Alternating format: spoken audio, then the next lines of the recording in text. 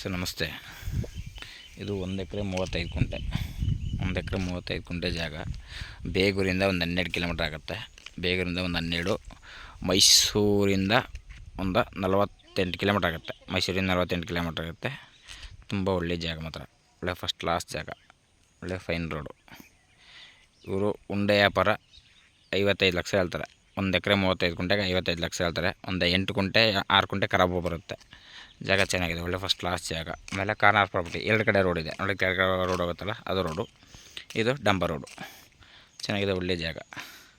35 ಹೇಳಿದ್ರೆ ಅಥವಾ 40 55 ಹೇಳಿದ್ರೂ ಒಂಚೂರು ನೆಗೆಸಬಲ್ ಆಗುತ್ತೆ. ನೋಡಿ ಸರ್, ಇಷ್ಟ ಆದರೆ ಕಾಲ್ ಮಾಡಿ, ಶೇರ್ ಮಾಡಿ. Okay sir, thank you.